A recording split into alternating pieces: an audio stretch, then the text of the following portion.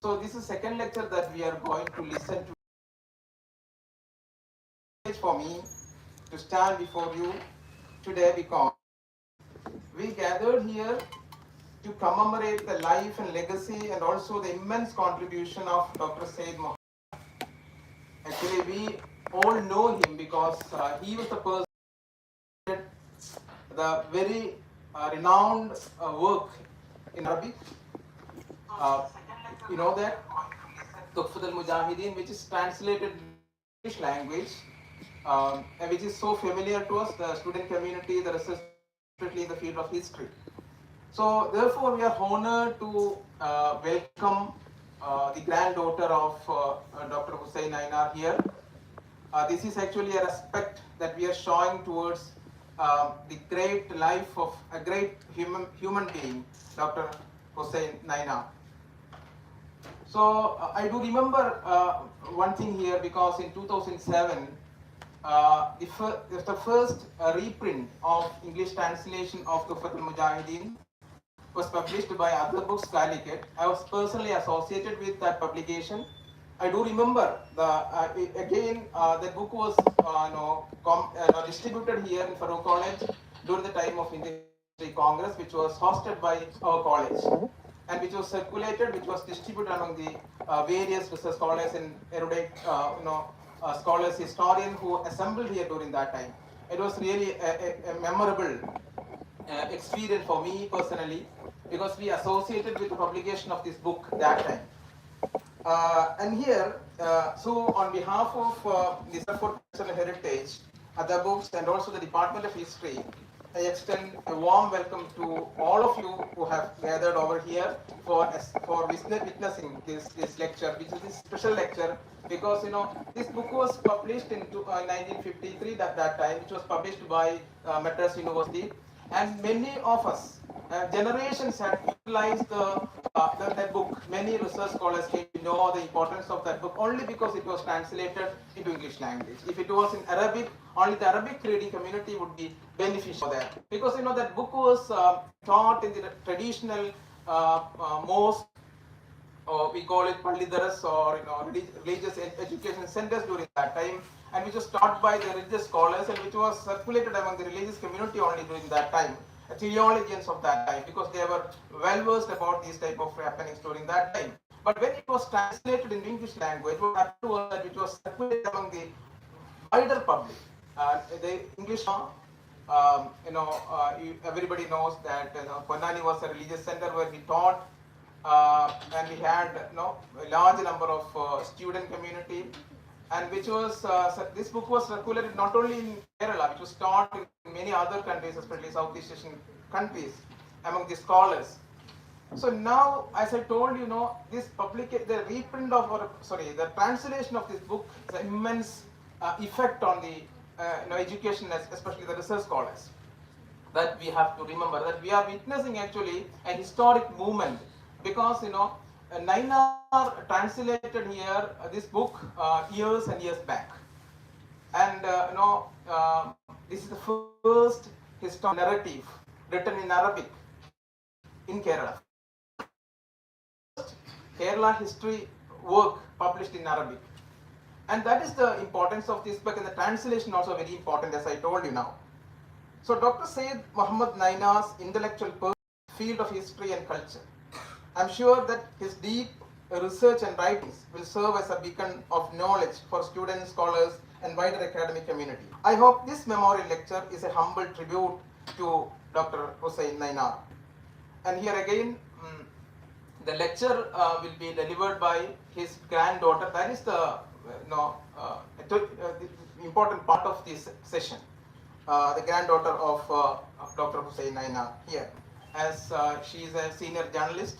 She is now working with the Hindu newspaper, and she constantly writes, and recently she has created a website for popularizing the work and the legacy of Dr. Husain Nainar. And we are really privileged to have you here, ma'am, because all the way she came from Trichy by driving with her sister to participate in this lecture. So we are really privileged to have you here today morning. on behalf of the entire Farook College fraternity, other books, Calicut, and PG Research and Department of History, I extend a warm welcome to you, ma'am. Welcome. At this moment, let me take a moment to acknowledge the invaluable contribution of History Alumni Association, who generously contributed or funded for a separate website for the Department of History, which will be launched by here, our Honorable Principal, in this function. I welcome all the executive members of History Student Association for this program. Welcome you all. I would like to express our gratitude to Honorable Principal here, Dr. Aisha Swapna ma'am, who has always been a source of unwavering support and inspiration for all our academic ventures. And this thing, when I got information from Dr. Husain regarding these papers and documents which was kept in the house of Nahla Nainar, and at the moment itself I sent a voice message to ma'am and got a permission. She was very happy, and we conducted this program today, and it is materialized now only because of her support and inspiration. We are really honored because we could assemble this type of audience, because all these students are not, we have only PG students here, only 40 students we have, and from other colleges like PSMO College, Malabar Christian College, Arts College, all these PG students already turned over here, and we are happy to have you here again, and I welcome you all again once again here. And my we have Dr. Mohamad Husain. He was the performer, head of the department. Dr. Husain, who is actually a professionally he's a medical doctor, and he is a managing editor of other books, and we are very close to him. And we have department head here, Dr. Anasar, and my colleagues, Dr. Shumais, Srilashmi, and Shabir, and my dear students. And we all happy in this moment. I welcome all of you for this program. With these words, I conclude my words so much. Thank you, sir. Now to chair the session, I invite Department Head of History, Dr. Anasir. Sir, please.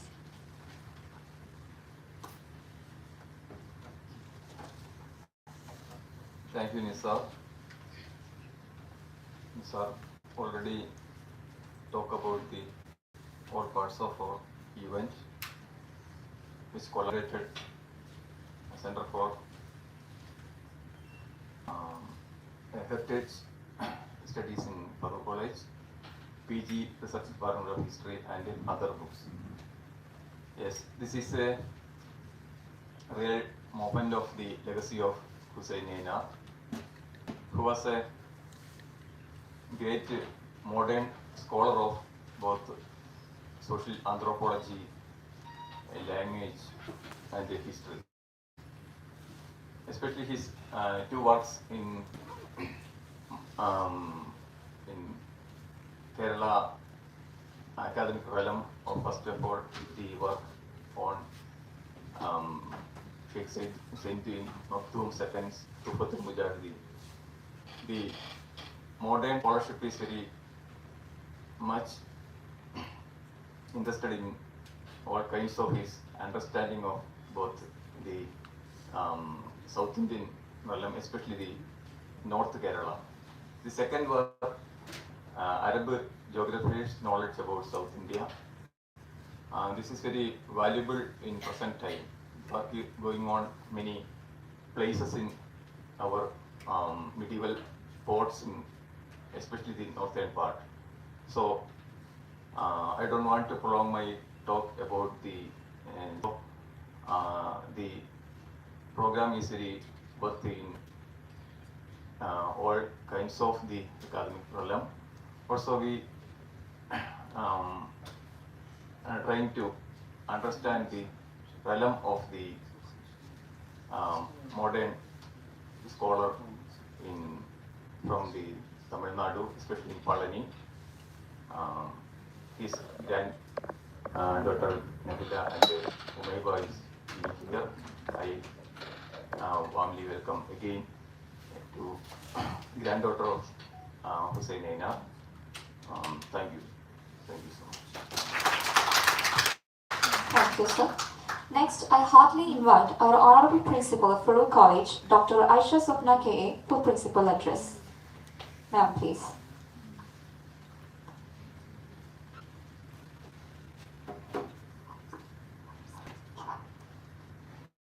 Respected Head of the Department, Dr. Nainar, Most Honorable Dr.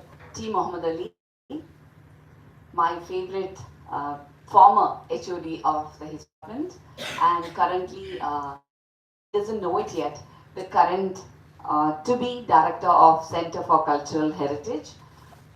You can actually give a clap. The fact that he may accept or not accept is yet another purview, but this is indeed a happy occasion. And of course, the other dignitaries seated on the dais representing Husain Nainar's legacy, Srimati Nahla Nainar and the Umayma Nainar, the lovely grandchildren of the most reverend scholar and polyglot of our times. A very happy welcome to Farook College. Indeed, it is a proud occasion, and of course, the all embodying personality of other books, Dr. Ausaf, who deems that Farook College should always be part of all the endeavors that whichever is possible in the realm of academics. And of course, the lovely students of Farook College as well as from other institutions and other departments. This moment is one which can be called as rightly historical. It reached up to this point, a moment to actually pause, reflect, and move on. I had a happy, opportunity to interact with the two grandchildren, Umayma and Nahla. And seemingly, what is most commendable is the treasure house that the grandfather left for the children. But it might be quite a coincidence that several treasures, be it in way of manuscripts and other precious relics it may be, might be left to the care of the grandchildren. But usually, it is quite a praiseworthy effort which Ms. Nahla as well as Umayma has taken on, because they have decided to take the legacy of the grandfather forward.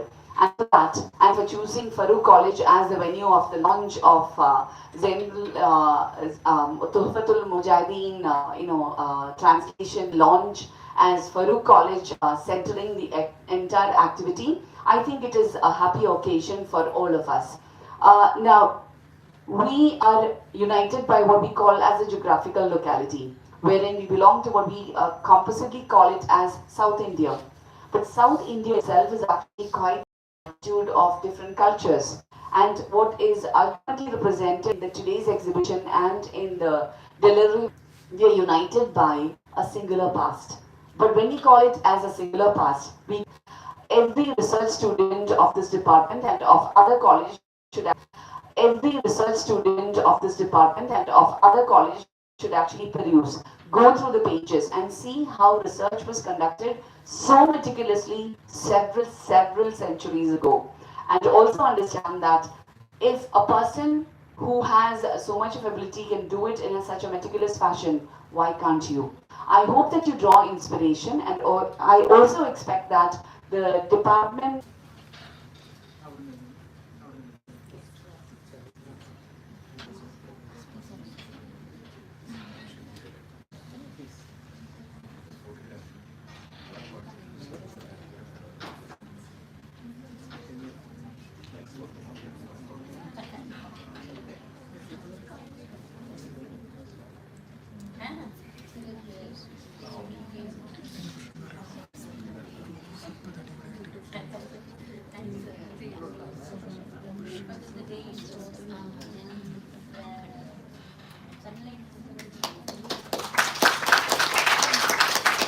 this is the inauguration, so I think the applause can be a bit more louder to encourage the team who actually launched it.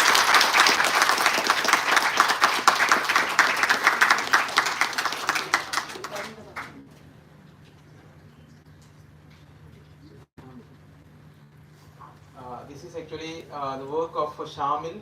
He is a student of Sulam College, and we are thankful to him also.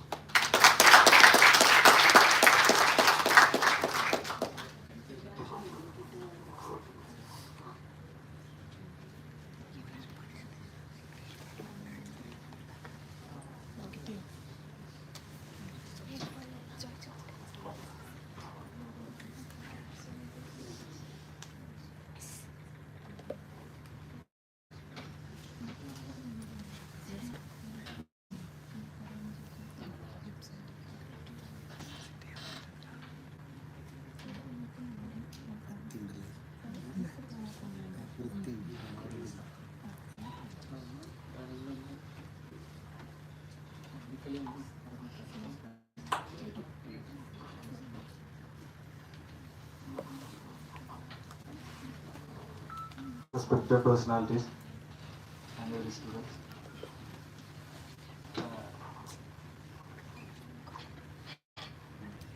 ഞാൻ മലയാളത്തിൽ സംസാരിക്കാം.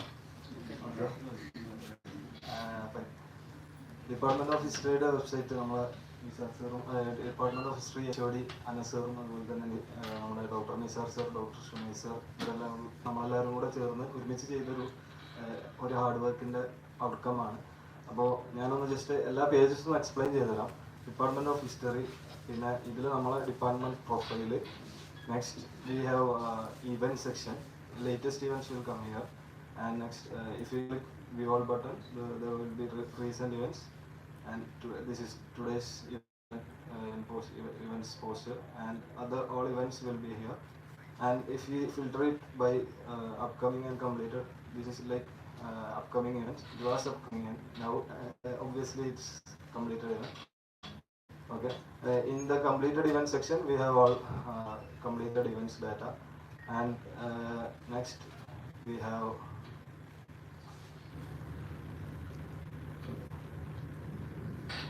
have Malabar archive session. Our work, Mr. Sir already mentioned about it. In that we have centers and library publications, all buttons here. It will go to centers page. It will navigate to centers page, Center for Social History of Malabar, and it have research reference library, Malabar Archives, and Malabar Digital Library publications, and activities and events of the center. And we have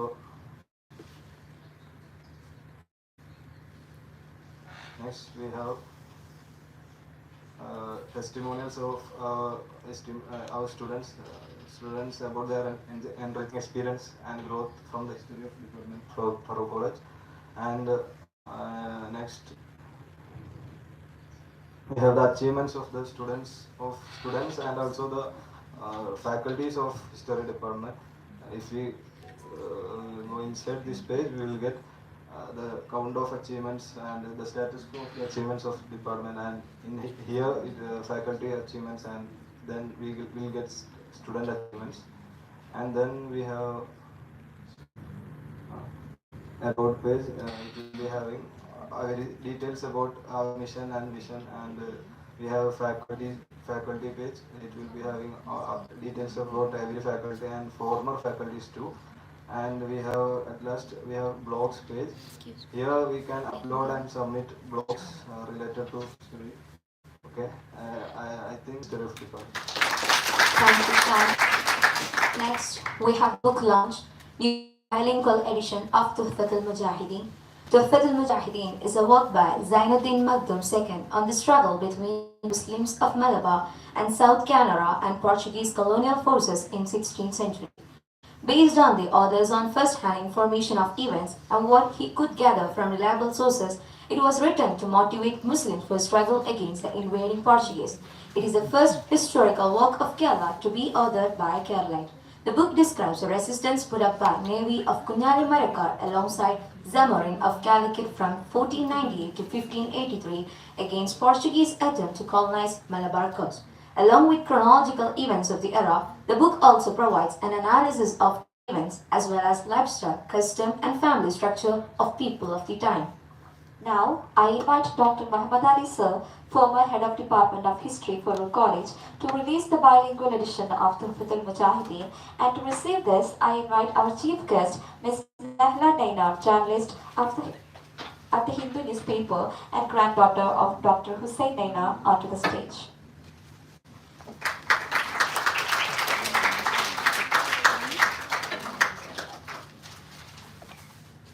Passions more than professions was printing.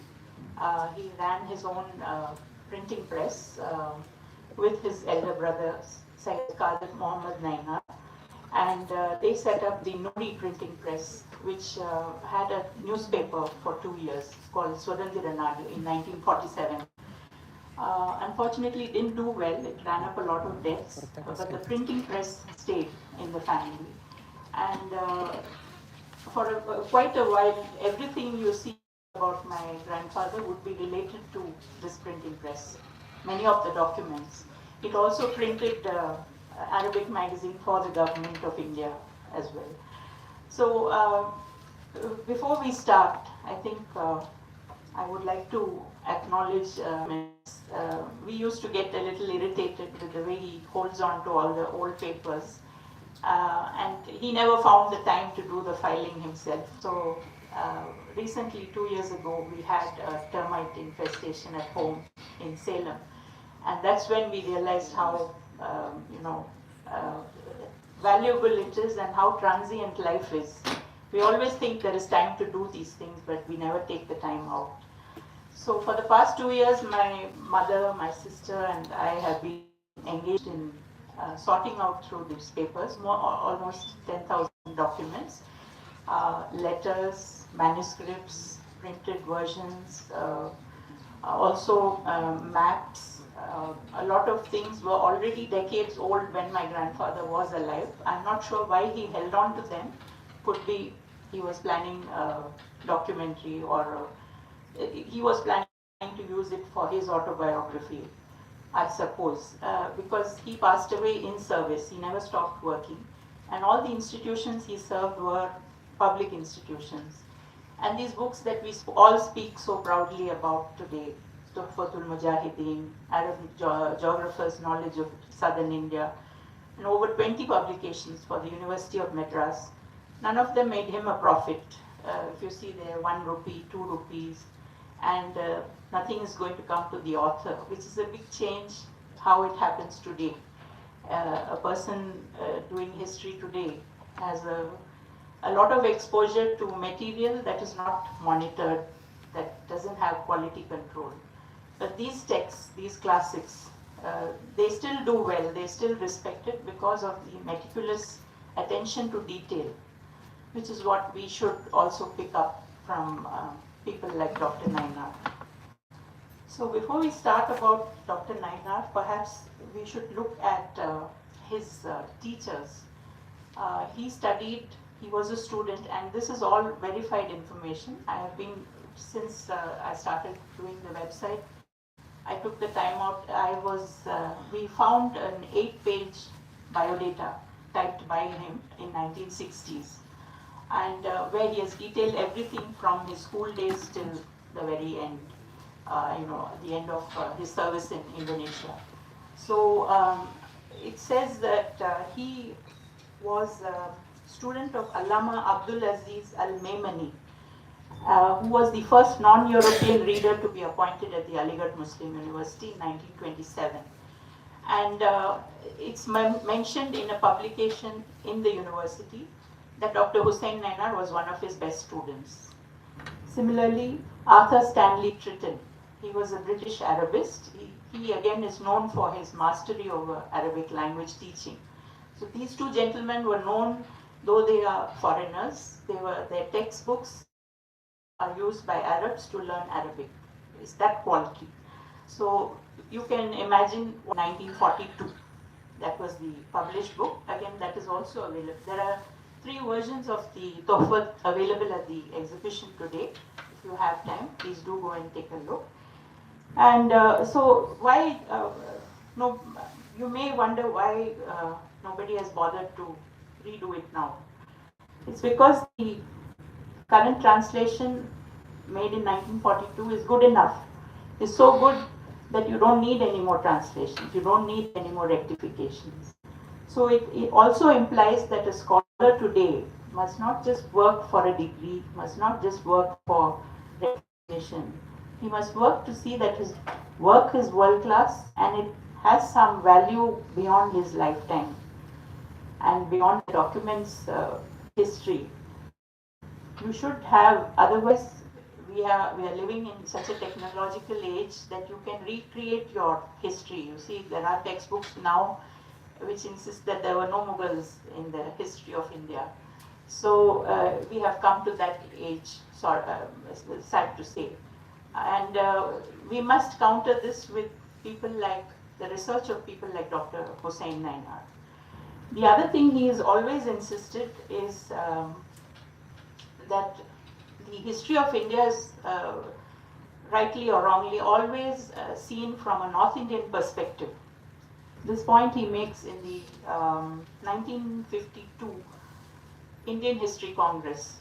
Very unusual for a language professor to be asked to be a presidential address maker for, he's a presidential speaker at the Indian History Congress, 1952.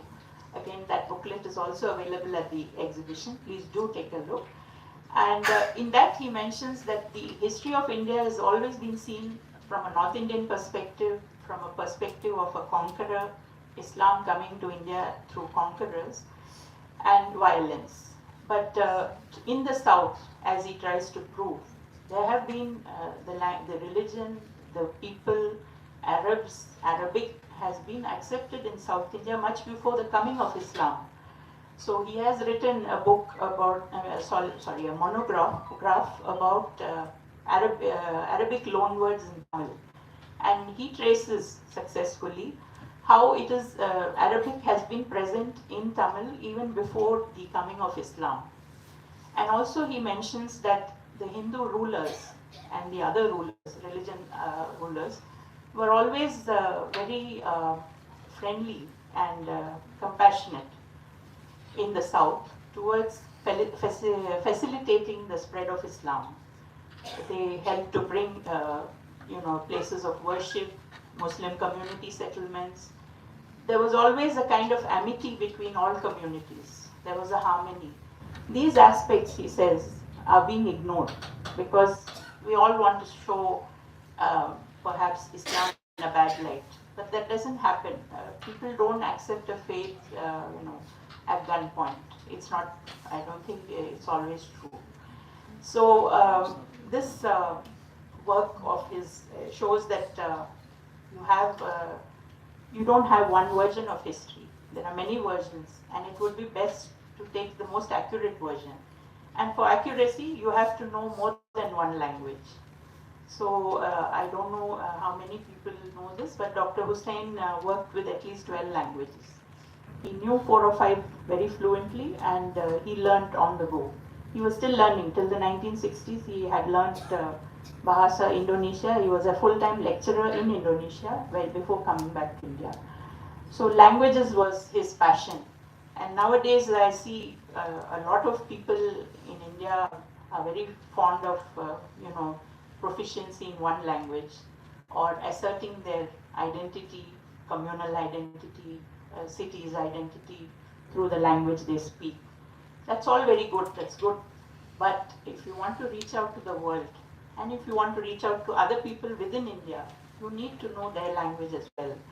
So don't shut yourself into a ghetto.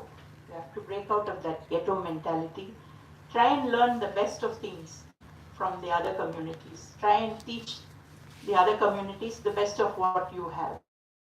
And a lot of the correspondence that I found is very moving because you have a big professor, Professor Dikshiter. He is writing to my uncle and asking, can you ask your father, will he lend me his car from June to December because I have to go to the university every day and I can't walk. I'll pay the petrol money. These are things you humanize the people behind such scholars. We all see only their documents and we think, okay, they must be, what is called hi-fi life. But that's not true. They were all very humble, middle-class family men trying to make a living and also enjoy what they did.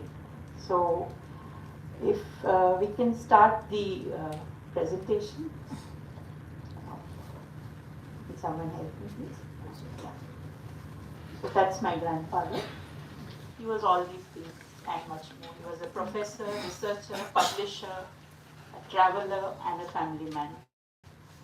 And why I say he was a traveler is because he traveled from Palani, his birthplace, all over the world and came back to Palani. After retirement, he was also into farming. We have lots of letters where he describes what crops are to be grown at which month, how do you buy cattle for the cultivation period, etc.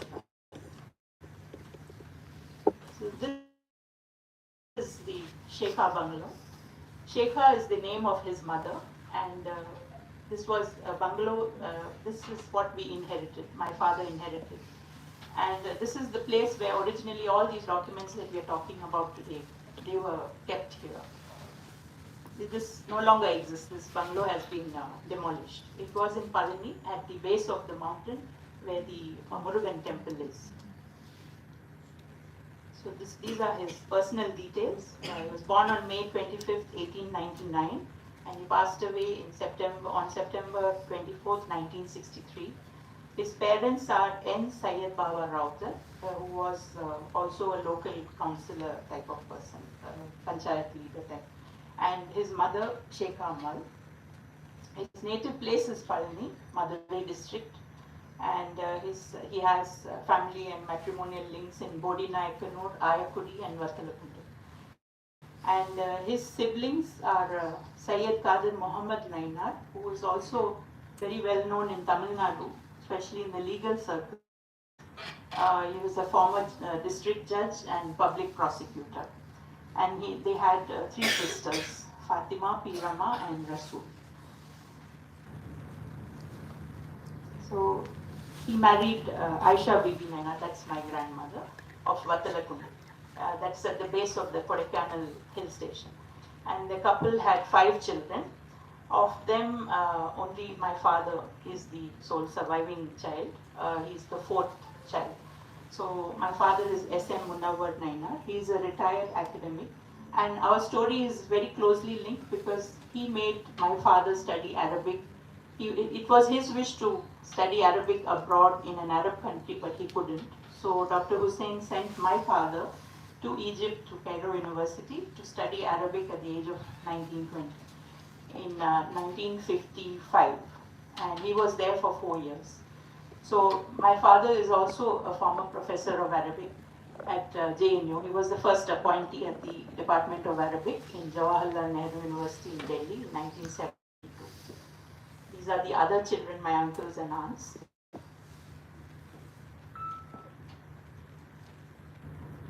So this is my grandfather's educational qualifications. These are all recorded by him.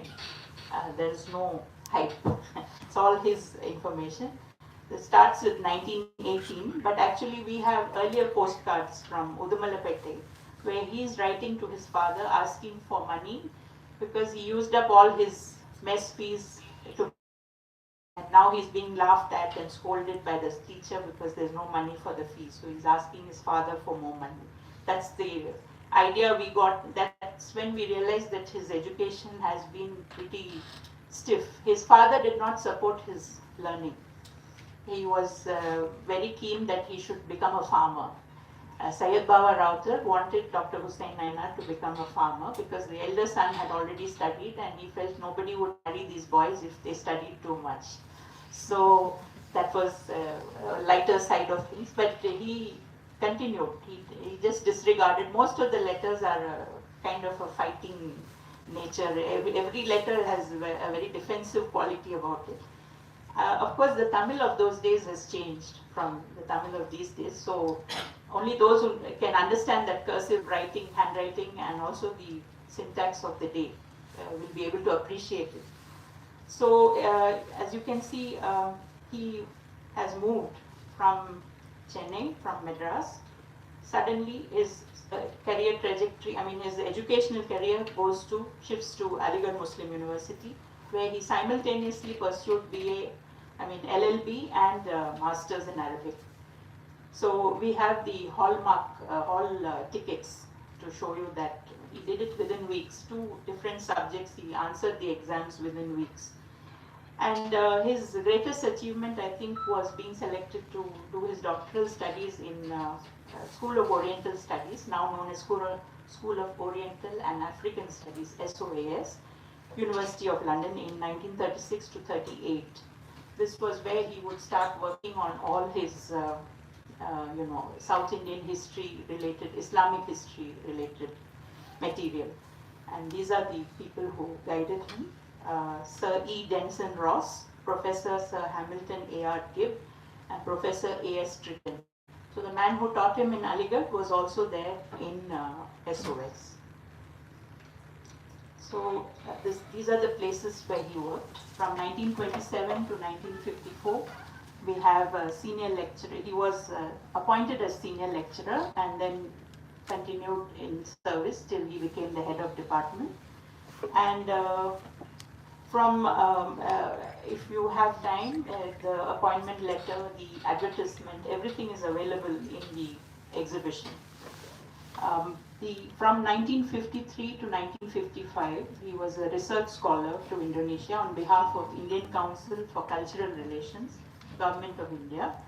And for this, he has been extensively corresponding with Mr. Humayun Kabir. And also Maulana Azad has been guiding this appointment. We can see through the correspondence. I have not brought everything here because it's a bit overwhelming to see such an overachieving person. People get tired, you know. So, and some of the correspondence is on onion skin paper, so it tends to crumble. So I have not transported that here. He also stayed on. What happens, what we found out in the letters is the government gave him a grant only for 2 years. But he writes back saying that I don't feel I've done justice to my study, so I will stay on here at my own expense and complete the study and give it to you. And that's what he did. And that booklet is there as well in the exhibition. Plus, he also was working as a teacher there at the Government Institute of Islamic Studies in Yogyakarta. And then 1961 to 63, he came back to India, and after a brief stint in All India Radio Indonesia section, he joined the Tirupati University. So this is briefly his career and stuff. I mean, you know, things that we think we know, but we don't, because it's not been recorded properly. These are the list, a brief abbreviated list of his publications. Sources of the History of Nawabs of Carnatic, 5 volumes, for which he used Persian records and some Tamil documents. These are important because, like Tuhfatul Mujahideen for this region, they define our Tamil country in a beautiful way, and a lot of Persian documents and tribute documents are essentially written with a lot of. I hope I'm not. Is there enough time? Continue. Okay. There's a lot of hype written. Usually, when you dedicate a document to a king or a patron of ours, there's a significant amount of praise that goes into the sponsor first. So a translator has to be intelligent enough to decipher what is needed for the person to read and find out accurate information. So these, the first one, he was an editor over a group of scholars overseeing all these documents. Three documents were consulted and 5 books were produced. All those 5 volumes are available at the exhibition today. Then I have a copy of the Arab geographer's knowledge of southern India as he submitted it from the SOAS website. And you can see that because typewriters were only in English in those days, he has filled in all the foreign words by hand, that big book, 4 times. He has submitted 4 copies, for which we have the receipts also. Then there are many monographs. Besides Tuhfatul Mujahideen, there is Java as noticed by the Arab geographers, Hindi, High Hindi, Dakhni, Urdu and Hindustani. He was also often sought after for setting Urdu exam papers.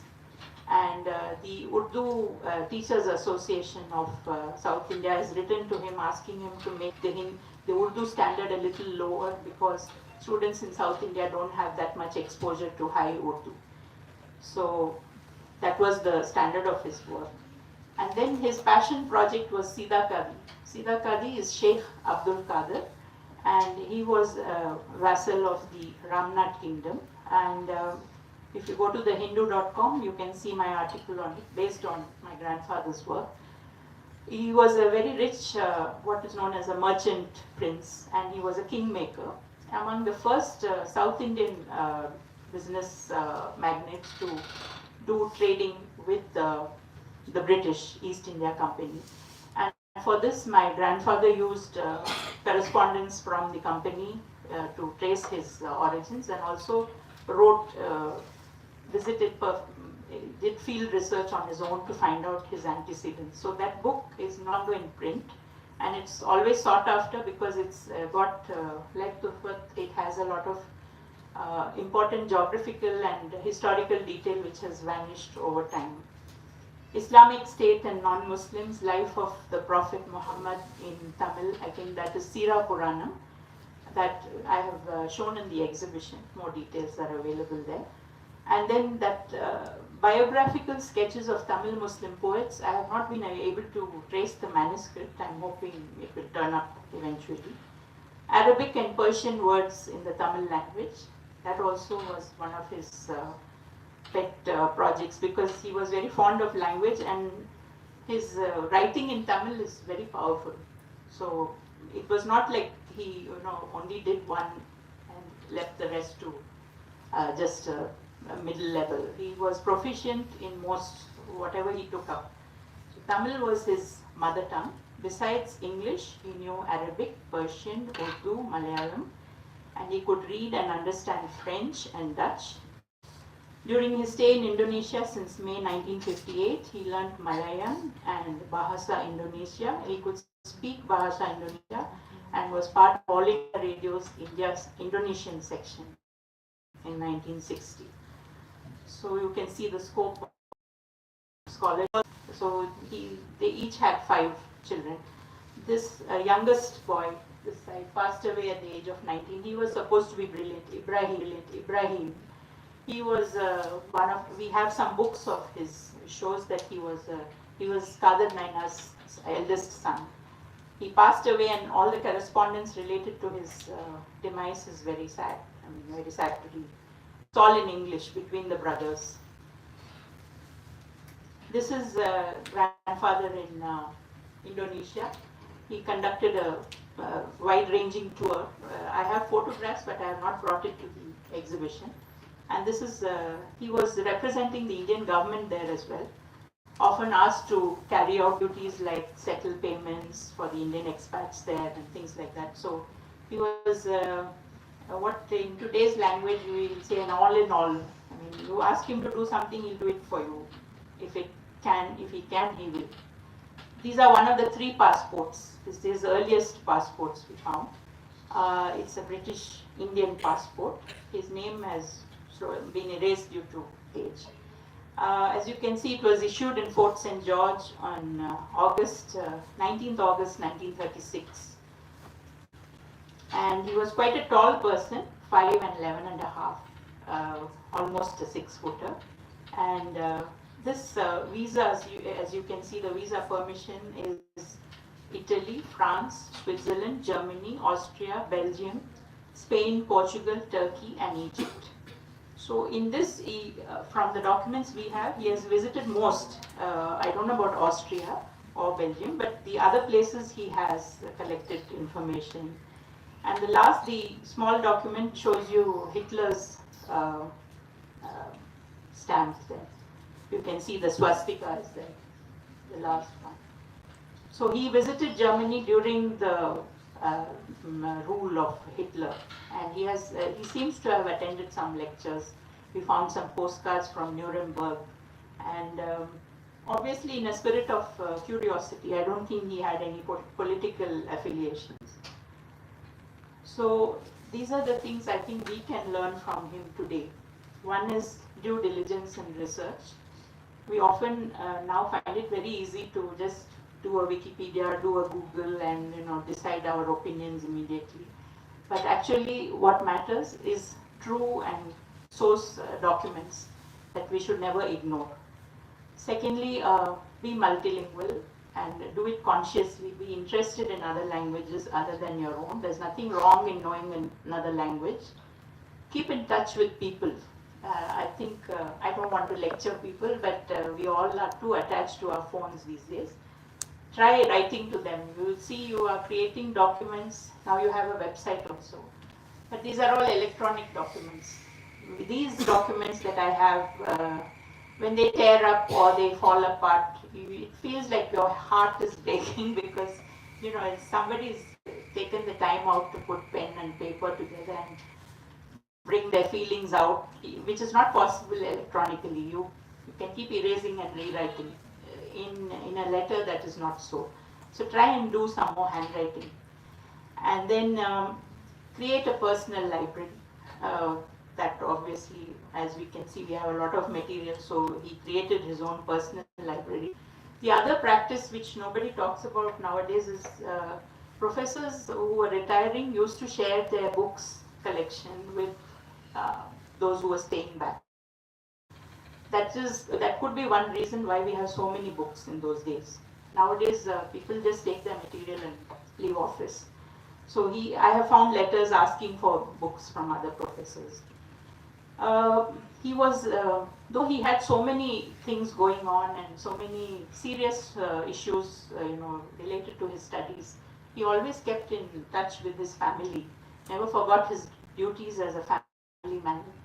And he was always planning, and he in fact waited for my father to graduate, took him to Bombay, took him to Delhi, got him his first audition as a staff artist in All India Radio Arabic Service, and then got him his first job as a lecturer, part-time lecturer in AMU and Delhi University. A lot of things he did which he didn't have to. I mean, today's parents may just send their children and wait to see the results. Now he took a personal interest in every child, especially my father, who was a very weak student academically. For a very long time, it was Arabic that made him blossom, and he never forgets his father. Every day we talk about just that. And taking time to appreciate the finer things in life. So along with all the serious correspondence, we also have bills, 3-4 sets of crockery from Staffordshire, a lot of wooden furniture. We inherited some 20 wooden benches and chairs, tables, clocks, grandfather clocks. You could call him a hoarder, but I think the families were so big you needed all this furniture. Now they are seen either as antiques or headaches for people who are maintaining it. But he never forgot that he is a part of the community and he is a scholar. So people today take a lot of pride in not caring for things. He took pride in caring for everything. And at all times he was true to his faith. Maybe he didn't dress like most conservative Muslims do, but his knowledge of the religion and his scriptures was unimpeachable, because he studied in Bodakudi Madarsa first and then Jamalia Madarsa. Bodakudi is in Tiruvarur district near Tanjavur, and then later in Chennai, in Madras, he studied at the Jamalia Madarsa, and then only he gets into Western education. So he had a very sound backing in both Islamic studies and modern education. And I think from 1930s, when his father passed away, 1932, he was largely his own man, and he made his life ahead. He adopted a new surname. Nainar is, you may have noticed, it doesn't occur before him. His father's name is N. Syed Baba Rautar, and in Palani he's still called Syed Baba Rautar. If you go and see, they won't know Nainars. Nainar was an adopted surname by my grandfather, and he and his brother agreed that from now on the family would take this on, just to stand apart from the rest of the people. Because in Rautar, Rautar means a horse trader in Tamil parlance. It was a traditional trade in those days. So he perhaps wanted to be associated with a new class of educated Tamil Muslims. So he said it's time we changed, and that's how we all have this surname. And it always it's a conversation starter. People keep asking about that name. So thanks a lot for sitting through this. I hope some of it has helped you at least, and please do take time to visit my website. It's all about my grandfather, and there's some about his two sons, my uncle Anwar Nainar and my father Munawar Nainar.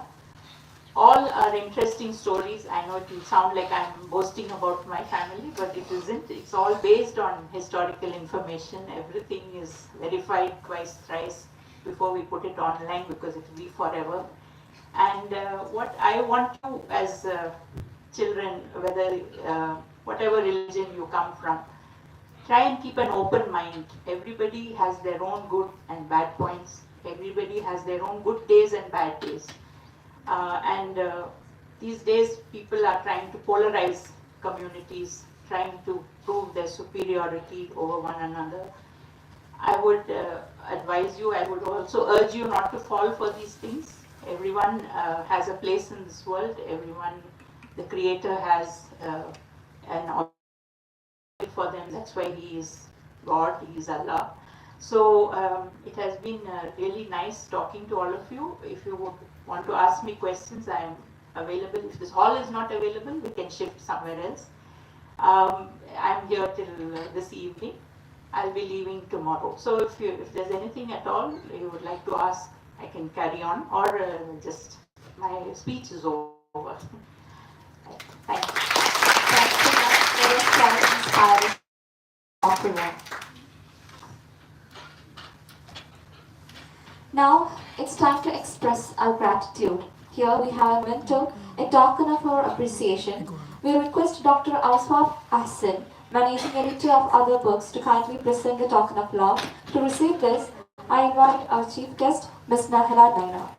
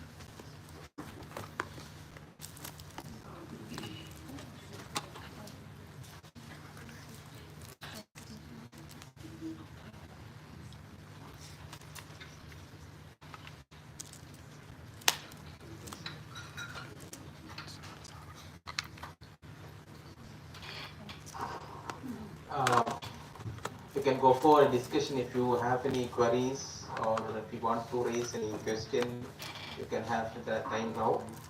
Otherwise, we will.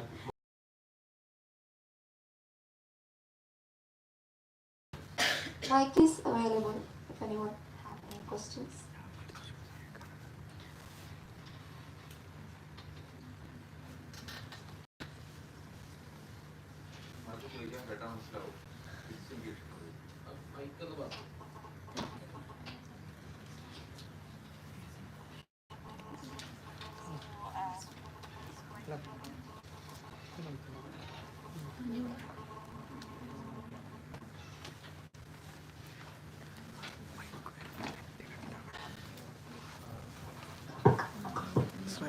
Madam, you know Malayalam? I can understand. Okay. You have mentioned about a newspaper, Swadandra Nadu. But whether it is in Tamil or English? Tamil. Tamil. Okay, good. And what about whether he had any association with the national movement? Yes, actually, among his documents, I have found one where he says, I have worked very hard and now I think it's time to represent the Tamil Muslim community and give back to society by standing for elections. I haven't included it because it's not signed. I know his language style, and he's put his letterhead. It's not signed, and I think it comes towards the end of his lifetime, 1960s. But we are told that he was being wooed, he was being quoted by different political movements because of his extraordinary ability with languages and also bonding quality. He had a very global outlook, and Western scholars were keeping in touch with him even after, he has attended the Bandung conference and filed a report on behalf of the government about how Muslim countries look at the Muslim communities in India.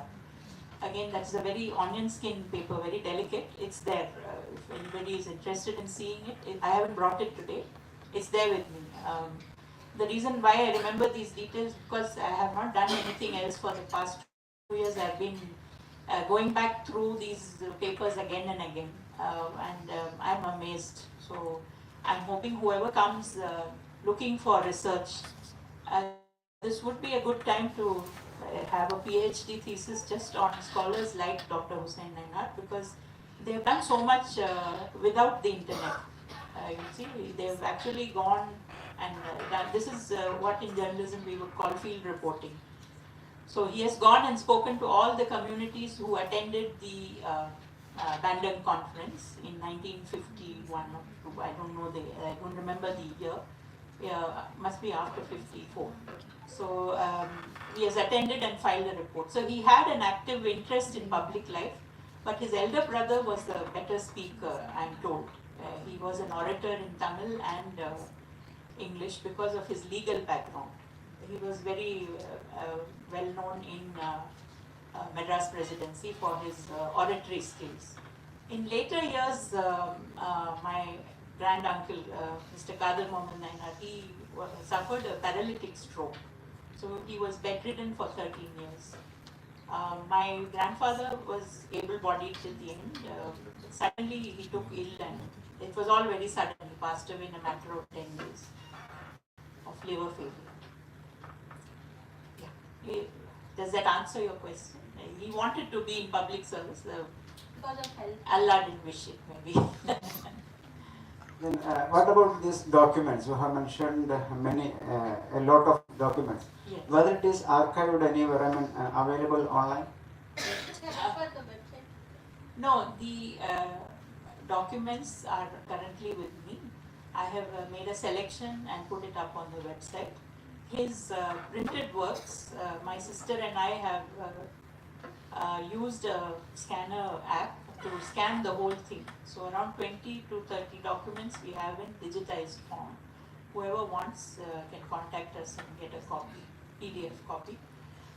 The other thing why I started this project is because his books are all available in foreign libraries, but his own home university, the Madras University, doesn't have even one book related to his work. And as you can see, this kind of function would have done him a lot of honor if it was held in his alma mater or his home university. But it is again Allah's will that it should happen here in Farook College, and I'm really hopeful that the exposure that you are all giving to him will bear good fruit, and inshallah maybe more people will be inspired. I don't want more public functions, just let them get started on this field and find out more about our history in the real sense. Don't study history just because you have to get a degree. Study it because you want to know about yourself. Thank you.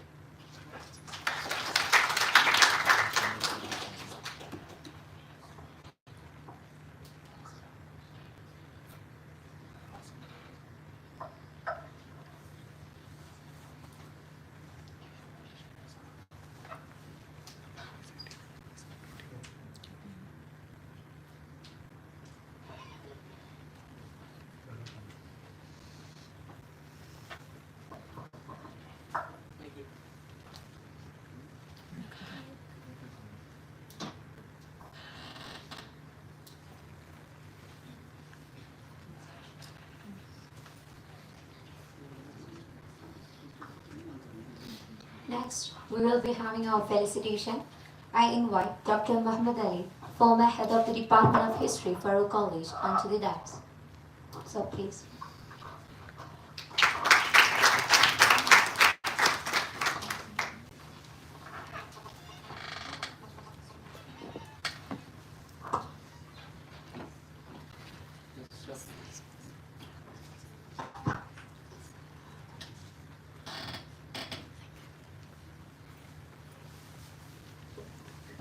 Good afternoon.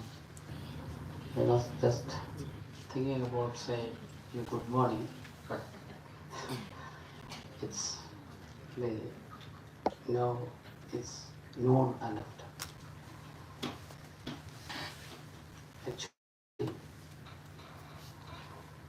Farook College and the Department of History and those who are gathered here have been honored with the presence of granddaughters of Syed Mohamad Husain Nainar, because all those who are sitting here in this audience, I think, are students of history.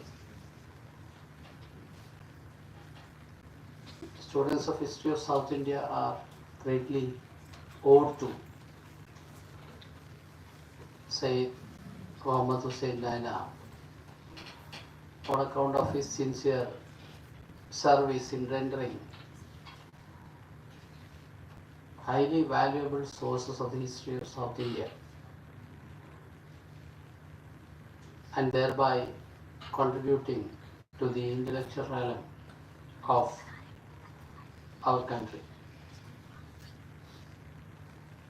I was listening to the speech of Ms. Nahla. After the presentation, she said in some words she conveyed many ideas.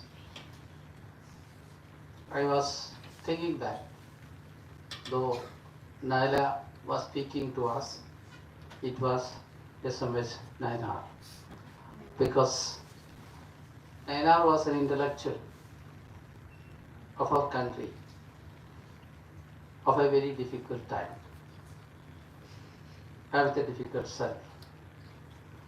So you see, when he was studying, when he was working, he was studying and working when India was fighting to get off itself from the yoke of the colonial rule. And at that time, we all know there are a lot of discussions with respect to the nationalism and national movement in India, where a lot of problem was coming up. To think about abruptly, think about 1947.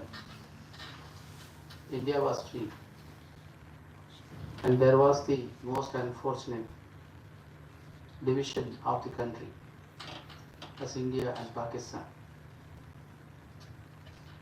That was a political ambience when the entire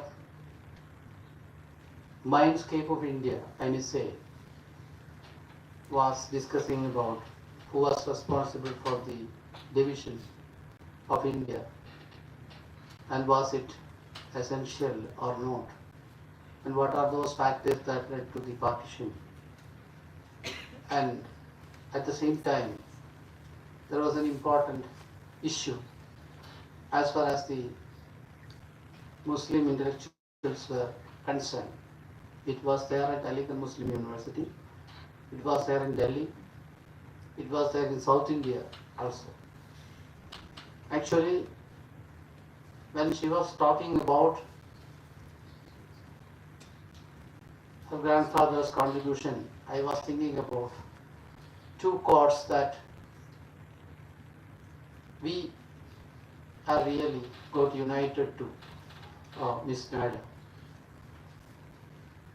One was that Farook College was established in 1948. 1948, think about the year. Immediately after the year of the independence of India.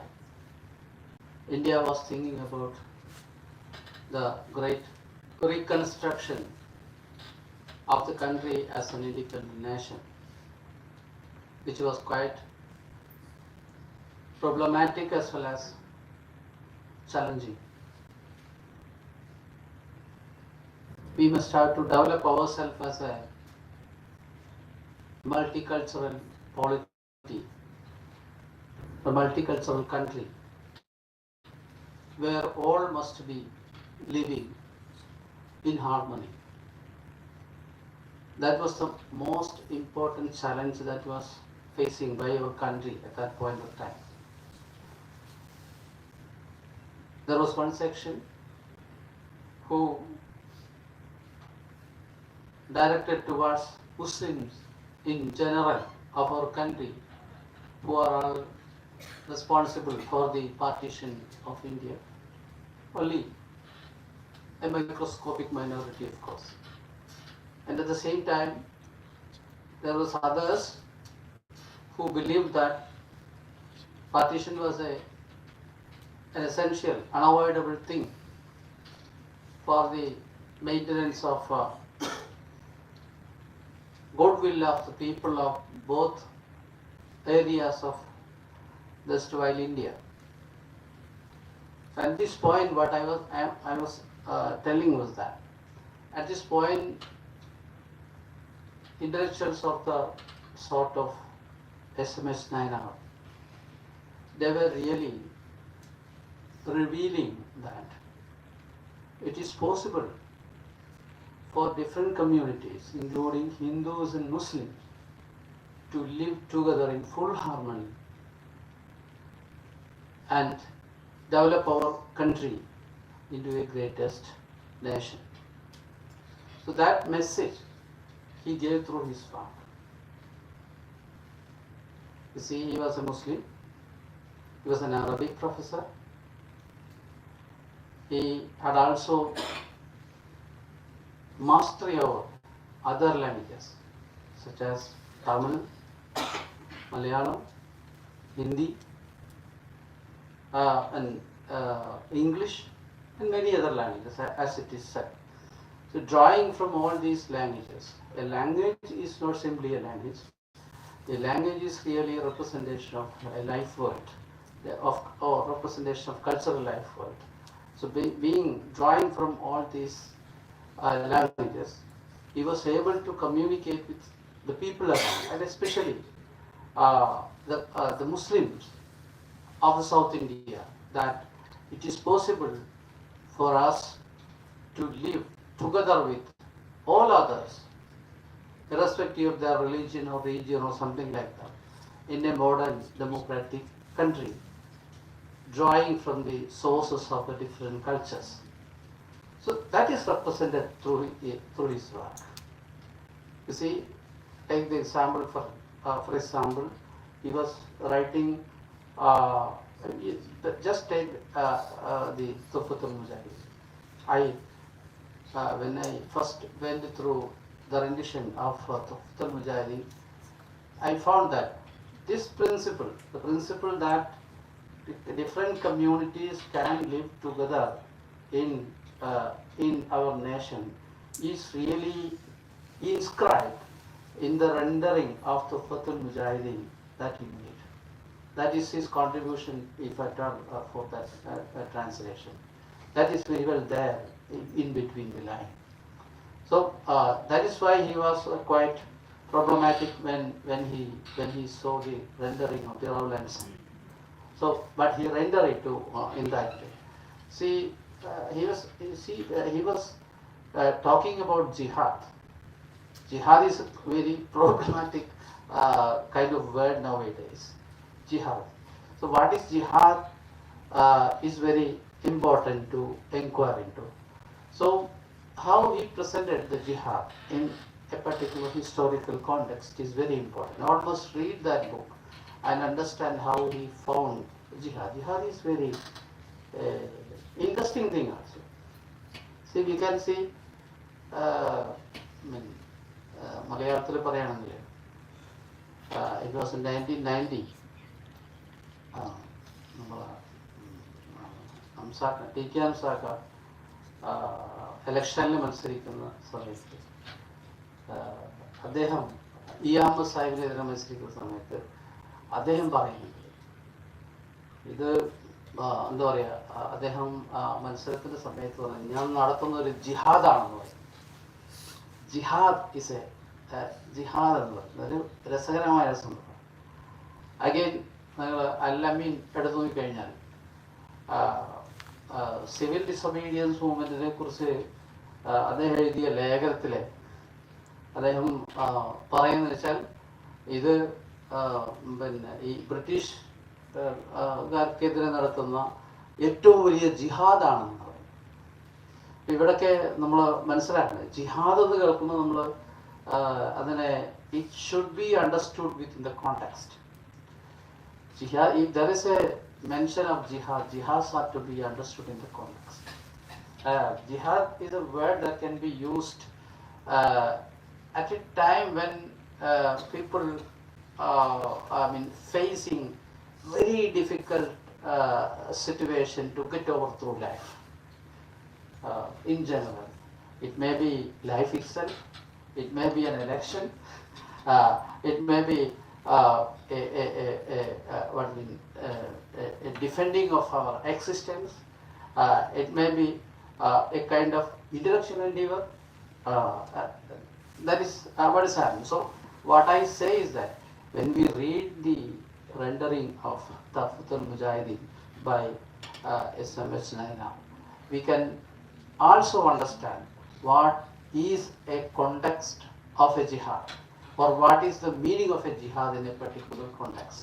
That is also informed through his rendering is what is important.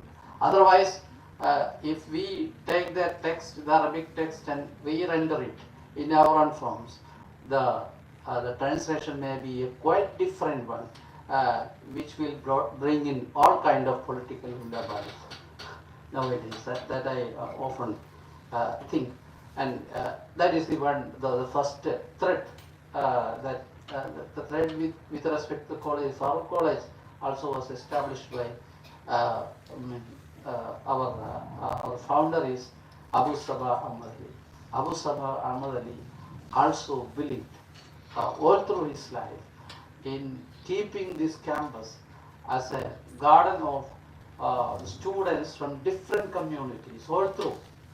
Even in his Arabic college, he followed that particular view that the people, the students from all regions, all hues of politics could be there in a particular campus. Even in the Arabic college, he followed that. So what is important is that a difficult time when the people of India was trying to reconstruct India in a new way. Syed Mohamad Husain Nainar was contributing through his intellectual pursuit a very modern and progressive idea of keeping the people live together through continuous communication, even though they belongs to different region and religion and sex and so on and so forth. That is his contribution on that scene. And another thing is that being the students of history, we saw that he was presiding over the 15th session of the annual session of Indian History Congress, and his presidential address is available in the exhibition. So we are all students of history. As far as Farook College is concerned, in 2007 we were also hosting Indian History Congress here, and even though he is not a historian, he is only a linguist, he was invited to preside over the 15th session of Indian History Congress. Is a very historical statement to see how so loving and useful he was for historians, even in 1950s, and as we nowadays experience with his work. When we pursue with a work on South India, we are not in a position to write about South India without consulting Arab geographers of knowledge of South India as well as Tuhfatul Mujahideen. That is the kind of influence that he had told upon. He had created as far as the world of historian and students of history are concerned. These two cores especially unite your presence here, and we as the teachers and students of history here, and in this way I am so happy to be with you to felicitate this memorial lecture session, and also I am quite convincing that there is a lot of efforts that were taken by other books and Dr. Husain to make this event a great one, along with my colleagues in the department. And I thought I took much more time than a talk on, felicitation talk is concerned. Again, thank you for keeping with me. Thank you. Thank you, sir. Now, with immense pleasure, I would like to invite Dr. Ahsan, by profession medical doctor, managing editor of other books and alumni of Farook College. Sir, please. Dear Professor Hamdali, Principal Swapna, beloved Nahla Nainar, Nisar, Anas, and also a couple of people who are sitting behind who was with me, who helped to happen this, that is Jalal and Naushad. Let me take a few minutes to Anwar, yes. So let me take this opportunity to speak a few minutes about what really happened with us in making this happen. I am no history academic, so I have nothing much to offer for you as far as history is concerned. But of course, I think what I am talking of also is history, because it is the history of publishing of Tuhfa and how it happened. I represent other books. From Calicut, we are a publisher. For the past 20 years, we have been publishing books on history, particularly subaltern history, and many more. I studied here in Farook College in 1980 to 1985, did my +1, +2, and then BSc Physics here. So I am an alumni, and that is what is attaching, or connecting us both. And also, I would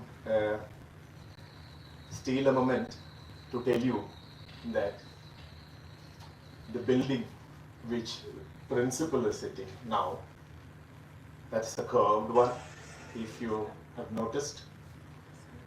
The first building was the heritage building, which is behind it, and there was a discussion whether to demolish that building and construct another one, or maintain that building and then go for another one. My grandfather, then the chief engineer of Kerala, Kutyamu, he was a person instrumental to build a block which will block the view of the heritage building, but maintain the heritage building behind it. So you have both the buildings right now. So I think of him now when I stand in front of you and sit and talk with the principal, and it's a wonderful feeling, I should say. Rajagate also was his. I mean, I'm not here to discuss about my grandpa, so. So the Tuhfa which you have in your hands now, or we just released now, is the third one, which I see. But I saw another 3 editions of Tuhfa before that, you can see there. When we thought of publishing books in Kerala, a friend of mine who called me yesterday too over phone, and he said, I am 91-year-old, mind you, he said. He is 91. He resides in Malaysia, Kuala Lumpur. He is a publisher, and he is from Kerala, Haji Koya. He is a citizen of Malaysia. He told me, go publish books of your own history. Then I saw Tuhfa. Then we went to K.M. Bahauddin, who is no more now. He was a pro-vice chancellor of Aligarh University and was working in NIT previously in Cochin. From his collection, we could get the book, the old one, and then we went for it. We went for end notes. Then I started searching for Nainar. Everywhere. Whomever I met, I asked them, who is this Mohamad Husain Nainar? And I asked my uncle who was working in Qatar at that time, who used to write in English and read a lot in English. He said, there is a Nainar in Qatar. Perhaps I will try and ask him. That was Nahla's dad, Syed Mohamad Nainar. So he asked him, and he said, Mohamad Husain Nainar is my dad. Then I took a chance, went there, Doha, had a cup of coffee with my dad and your dad. We had a wonderful discussion there in a coffee shop. I think Doha Heights. There's a coffee shop called Doha Heights. Yes. And then he said, you have already published Tuhfa, but go for his thesis, Arab Geographer's Knowledge of Southern India. And I said, look, we don't have that money. We are a small publisher, fringe publisher. He said, I will give you how much you need. I said, around 60,000. Take it from me. He gave me 60,000 on the spot. And he said, keep it with you, publish it. When you have enough money, return it. And anything you get from that, please don't give it to me. I want only the 60,000 back. That's all. So that's how Arab Geographers happened. Then he came all the way from Salem, I think, at that time. Traveled from Doha to Calicut, yes. And he launched the book in Calicut. We have the photograph with me, but I forgot to bring it here to project it here. He came to Calicut. He launched Arab Geographers in Calicut. That is the story, but a story continued. We used to keep in touch somehow. Once I asked Nahla what is happening. We are planning to come and meet Syed Mohamad, sir. Then she said, I have found a treasure. We have a lot of things here. If you are coming to Trichy, we will be happy. Then Jalal, myself, Naushad, we went for a couple of days. Apart from books, we had a lot of wonderful dishes too there. And then we had wonderful 2 days skimming through a lot of records. I don't know. I think it's tip of an iceberg, and we have much more in store. I don't know. We have to go and see. I think historians should see it. They would have a third eye to see those things, and then bring you. Bring it to you to see what is beneath it. I feel. I don't know. I usually, when a person smiles, I look at his or her teeth mostly. This is my profession. So this is how it goes. And before I conclude, because I just wanted to say this, but and then we have come out with the bilingual edition now, because Western academics mostly they love to have the original with the translation as well. We have published not only Tuhfatul Mujahideen, but we went for Fathul Mubin, and then Tahrir, then Adkiya. A lot of old Arabic manuscripts we have got it translated into English and published. And before I conclude, I'd say we already have an understanding to publish the life and works of Nainar by other books, inshallah. So. And we were searching for, I was asking Nahla who would write and who do you suggest to write. Nahla said, I will write. So we don't have to search for an author to do that. Hopefully within a year, we will come out with that work also. Thank you so much for listening to me and clapping for me. Thank you. Thank you, sir. Every great event deserves a graceful ending with gratitude. To give this gathering its perfect closure, I now invite Dr. Srilakshmi, Assistant Professor of Contract, Department of History, to come forward and deliver the word of thanks.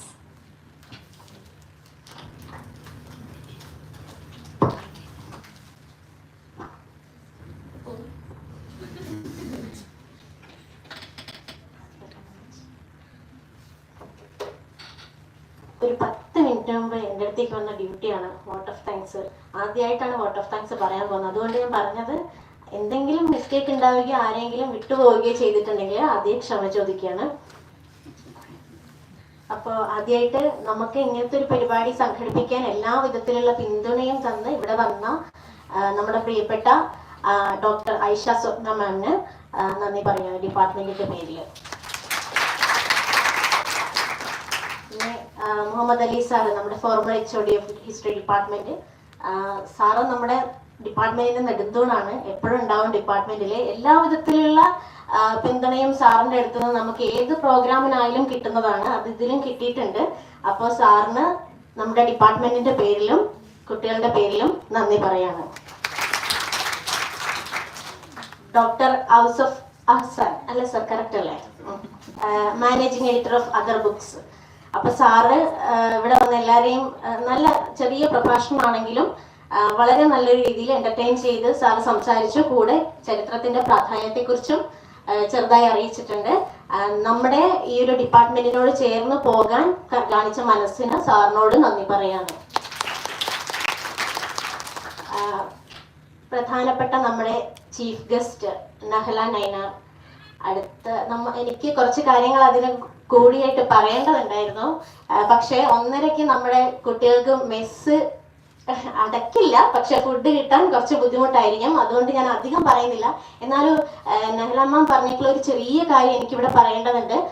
അതില് ഈ memorial ലെക്ചറാണ്. ഇന്നത്തെ കാലത്ത് history പഠിക്കുന്നവരും അല്ലാത്തവരുമായിട്ടുള്ള scholars ഏറ്റവും കൂടുതൽ importance കൊടുക്കേണ്ടത് എന്തൊക്കെ ഓർത്ത് വയ്ക്കപ്പെടണം, എന്തൊക്കെ മറക്കപ്പെടണം എന്നുള്ളതാണ്. അത് എല്ലാ എന്താ പറയുക അക്കാഡമിക് സ്പേസുകളിലും ഇന്നത്തെ കാലത്ത് മറക്കാനുള്ള എന്തൊക്കെ മറക്കണം, മുഗൾ ചരിത്രം നിങ്ങൾ മറക്കണോ, അക്ബറിനെ നിങ്ങൾ മറക്കണോ, ഇങ്ങനെ മറക്കാനുള്ള കാര്യങ്ങൾ അത് നമ്മുടെ പഠിക്കാനുള്ള ബുക്കുകളിൽ നിന്ന് എടുത്തു മാറ്റപ്പെടുകയാണ്. ആ ഒരു സന്ദർഭത്തിൽ